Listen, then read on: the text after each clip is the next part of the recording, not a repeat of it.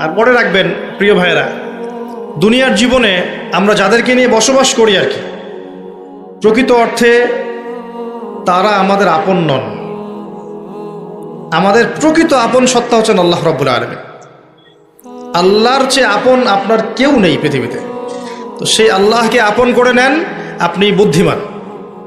আল্লাহকে বাদ দিয়ে অন্য সব কিছুকে আপন করে নেবেন, আপনার মৌতের পরে আপনাকে এরা ভুলে যাবে। আপনার মৃত্যুর পরে এরা আপনাকে খুব বেশি দিন মনে রাখবে বলে মনে হয় না, রাখলেও বছরে বছরে একদিন। কিন্তু আল্লাহ রাব্বুল আলামিন একটা মুহূর্ত আপনাকে ভুলে থাকবেন না। একটা হাদিস মনে পড়লো যে আল্লাহ পাকের কাছে 100টা রহমত আছে, মানে 100 ভাগ রহমত আছে, দয়া আছে, ভালোবাসা আছে। তার মধ্যে 1 ভাগ তিনি সৃষ্টি জগতের মধ্যে দিয়েছেন। ওই যে গাভী তার বাচ্চাকে চেটে পরিষ্কার করে না, কুকুর তার বাচ্চাকে দুধ খাওয়ায় না, ওই 1 ভাগ রহমতের জন্য, 1 ভাগ দয়ার কারণে। বাকি 99 ভাগ রহমত আল্লাহ পাক তার নিজের কাছে রেখেছেন, যেটা দিয়ে তিনি কিয়ামতের মাঠে বান্দার প্রতি রহম করবেন। আমরা আল্লাহর রহমত পাবো ইনশাল্লাহ। প্রয়োজন হচ্ছে তওবা করে ফিরে আসা। পাপ হবেই ভাই, জীবনে চলতে গেলে পাপ হবেই, উঠতে বসতে চলতে ফিরতে পাপ হতেই থাকবে, কিন্তু তওবাও হতে থাকবে ইনশাল্লাহ। যত পাপ তত তওবা, যত পাপ তত তওবা।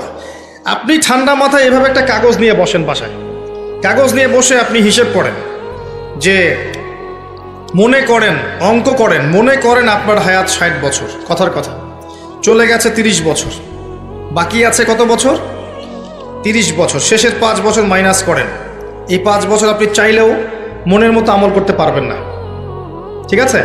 শরীরে শক্তি থাকবে না, আপনার রোগ ব্যাধি থাকবে, ডায়াবেটিস, ক্যান্সার, হার্ট স্ট্রোক ইত্যাদি। নাউজুবিল্লাহ, আল্লাহ পাক হেফাজত করুন। থাকতে পারে, সম্ভাবনা কি বেশি না?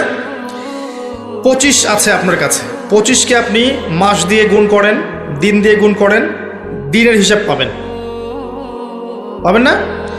এখানে দাঁড়িয়ে হিসাব করেন আগের জীবনে কোন বছর থেকে আপনার নামাজ ফরজ হয়েছিল, কত বছরের নামাজ আপনি পড়েন নাই, কত বছরের রোজা আপনি রাখেননি, কত জাকাত ফরজ ছিল দেন নাই, ঠিক আছে? পাপের যেগুলো পাপ মনে পড়ছে লিখেন। আমি অমুকের সাথে জেনা করেছি, আমি অমুক দিন অমুক অমুক জায়গায় মদ খেয়েছি, আমি অমুককে হত্যা করেছি, আমি অমুককে পিটিয়েছি, আমি কিশোর গ্যাংয়ে ছিলাম, আমি ক্যাসিনোতে গিয়েছি, আমি এটা করেছি, এটা করেছি, লিস্ট করেন। প্রত্যেকটা পাপ দেখবেন, এক একটা পাপের জন্য আপনি আল্লাহর কাছে আলাদা আলাদা করে আল্লাহর কাছে দোয়ায় বলবেন, আল্লাহ আমি ওই পাপ করেছিলাম, আল্লাহ আমাকে মাফ করে দাও, আমি ওই পাপ থেকে তওবা করছি আল্লাহ, আর জীবনে কখনো এই পাপ করবো না ইনশাআল্লাহ। এরকম করে তওবা করেন, তওবাটাকে ফিল করতে পারবেন। খালি মুখে যদি বলেন আস্তাগফিরুল্লাহ ওয়া আতুবু ইলাইহি, ফিল করতে পারবেন না। আপনি লিখেন, বুঝবেন যে আপনি কি কি করেছেন জীবনে। করা যাবে না এটা, যেগুলো মনে পড়ছে করা যাবে কিন্তু।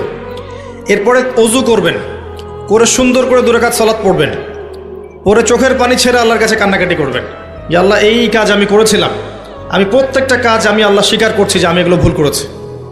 আল্লাহ তুমি আমাকে যত নেয়ামত দিয়েছো সব নেয়ামত স্বীকার করছি আল্লাহ। আমি যত পাপ করেছি, তোমার অবাধ্য হয়েছে, সব স্বীকার করছি আল্লাহ, তুমি আমার পাপগুলোকে মাফ করে দাও। 1 মুহূর্তের মধ্যে আল্লাহ পাক মাফ করে দেবে ইনশাআল্লাহ তাআলা। শুধু তাই না, আল্লাহ পাক বলেছেন যে আল্লাহ পাক এই সমস্ত গুনাহগুলোকে নেকি দিয়ে পরিবর্তন করে দিবেন ইনশাআল্লাহ। ইল্লা মান তাবা ওয়া আমানা ওয়া আমিলা আমালান সালিহান, আছে না একটা সূরা ফুরকানে, ইল্লা মান তাবা